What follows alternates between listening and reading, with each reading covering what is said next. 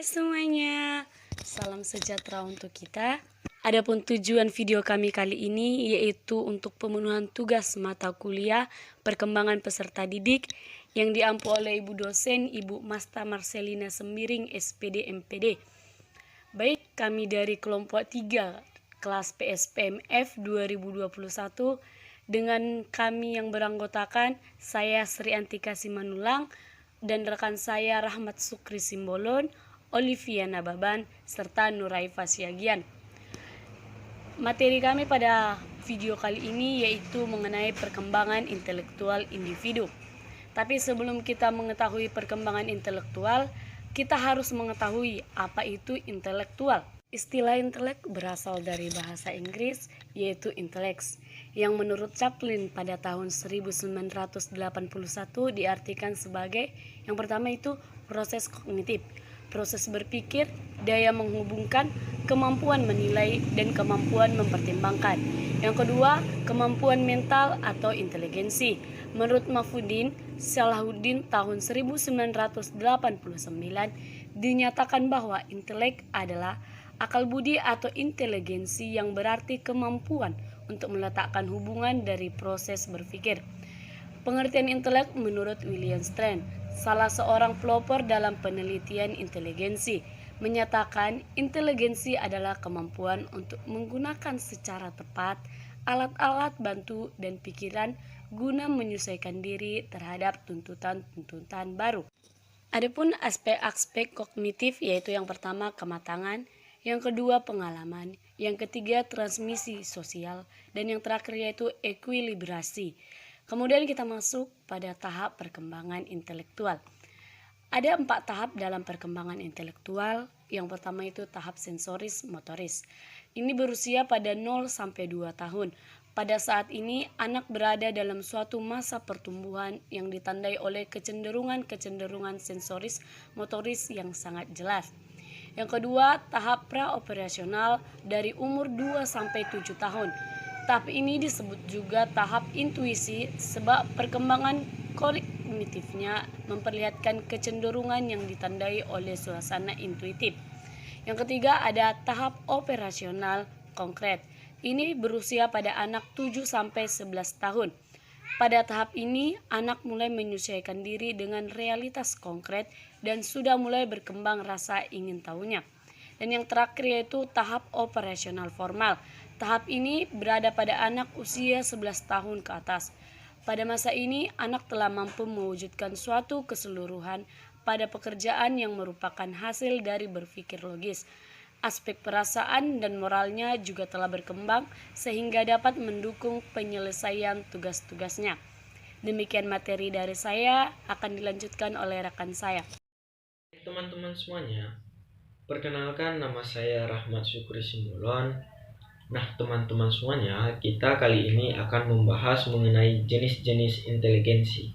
Jenis-jenis inteligensi di sini terdiri atas 8 jenis, yaitu yang pertama bodily kinesthetic, yaitu kecerdasan yang terkait dengan gerakan anggota tubuh.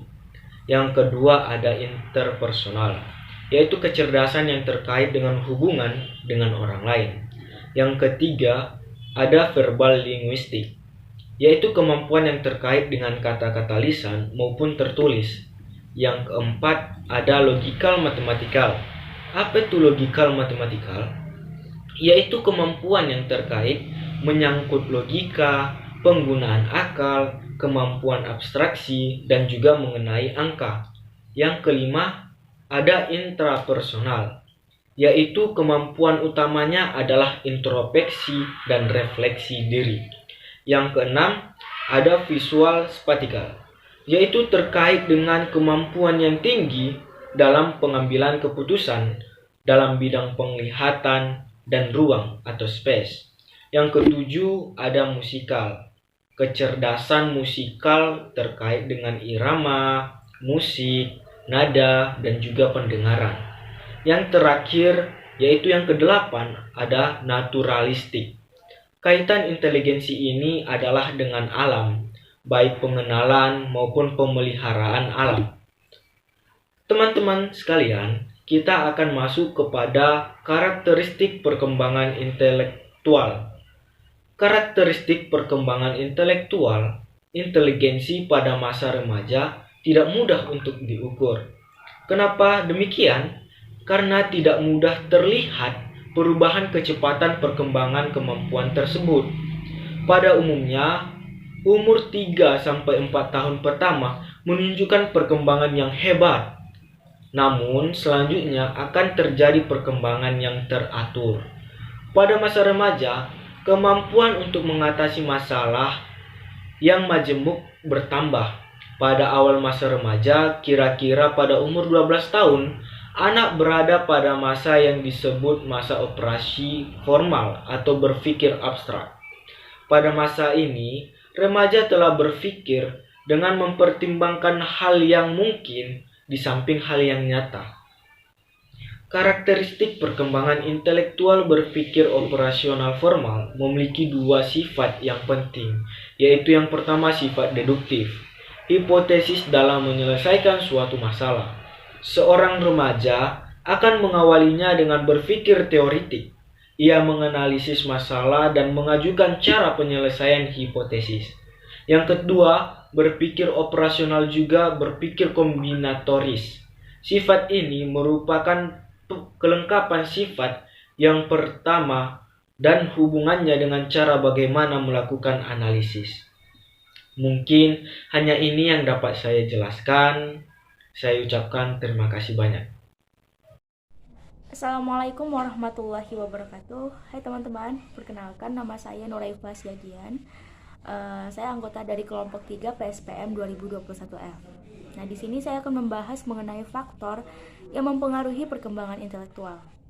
Nah, ada dua faktor utama yang paling mempengaruhi perkembangan intelektual, yaitu ada faktor hereditas dan juga faktor lingkungan.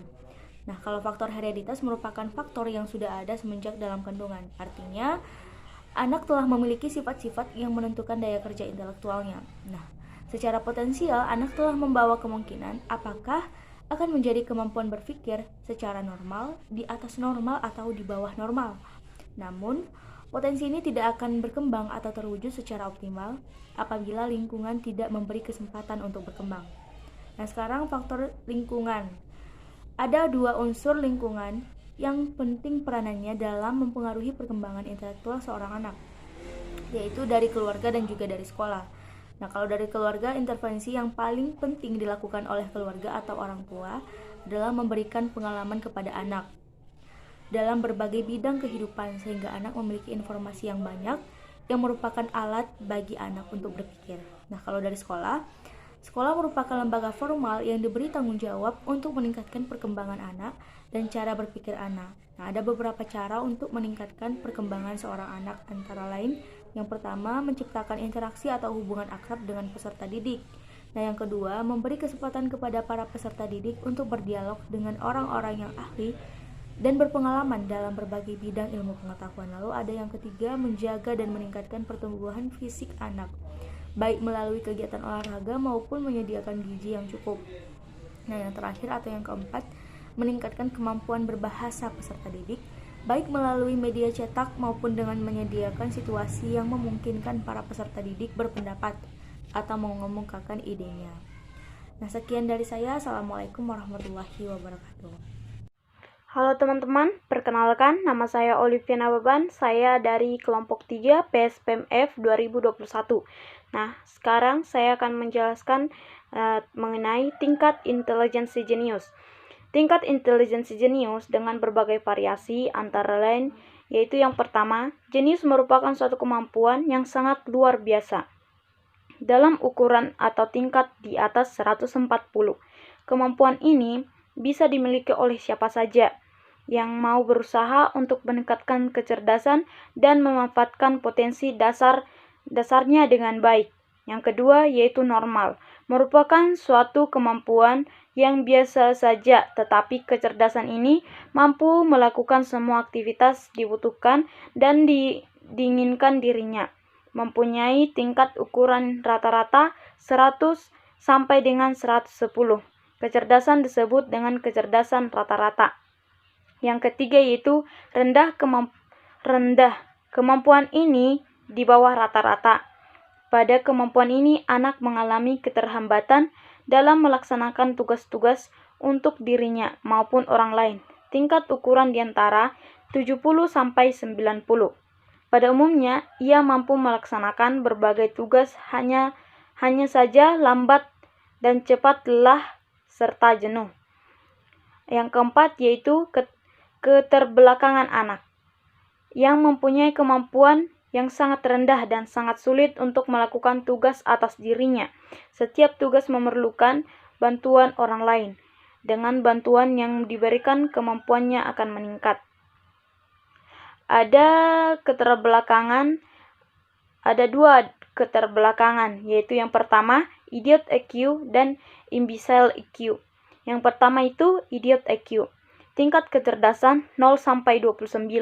Merupakan keterbelakangan yang sangat rendah sekali. Tidak dapat berbicara, hanya dapat mengucapkan beberapa kata saja. Tidak dapat mengurus dirinya sendiri, mandi, makan, dan rata-rata kemampuan ini berada di tempat tidur. Kemampuan seperti anak bayi, kemampuan ini tidak tahan terhadap penyakit.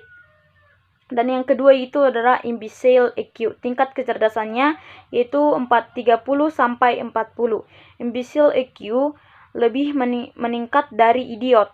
Jika dilatih dalam bahasa, ia mampu, tetapi sangat sukar sekali. Dalam berbahasa kadang dapat dimengerti dan kadang tidak dapat. Dapat mengurus dirinya dengan latihan dan pengawasan yang benar. Biasanya anak yang umur 7 tahun, kemampuan kecerdasannya sama dengan anak yang berumur 3 tahun. Sekian yang dapat saya sampaikan. Saya ucapkan terima kasih.